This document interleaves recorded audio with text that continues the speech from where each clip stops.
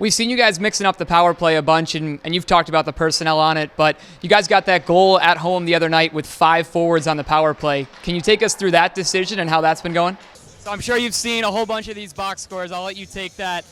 How cool is it to see number 32 and Josh Spidell, a perfect 1-for-1 from the field?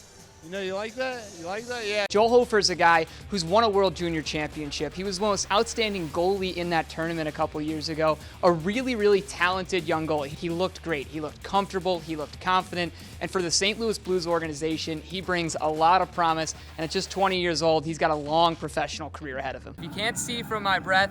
It's one of the coldest games in America's history. It's 20 degrees right now. It will be 15 or below by the time this game comes to an end. It'll be a blast for sure. Hartford comes in after winning 1 game last year, an 11-win season with almost the same team. And the Catamounts with the Rookie of the Year Rasmus Tobinski and a huge veteran group that is looking to make it to the America East Championship. Every great hockey team needs that one person that can score a whole bunch of goals.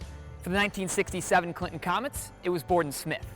We sat down with him in another edition of Grassroots Through Utica, presented by the Indium Corporation. But now you look around and in the rafters, you got your picture and all your buddies and your teammates, and of course the statue out front. What's that like now to come into this building and know that your name and your faces are everywhere? The first key tonight is get the people going, get some energy out of this crowd. Because this is one of the only buildings that the Comets play in where there is a crowd, do things to get them going. Whether that's playing physical, whether it's scoring early, anything you can do that gets the 400 plus people in this building going and gets a little bit of energy out of them, that's going to help you carry the momentum going forward. A decade worth of basketball for the Vermont Catamounts and the George Washington Colonials wraps up today on a snowy New Year's Eve in Burlington, Vermont, as the Colonials and their first-year head coach Jamie and Christian visit Burlington for just the first time ever and the third meeting between the two teams.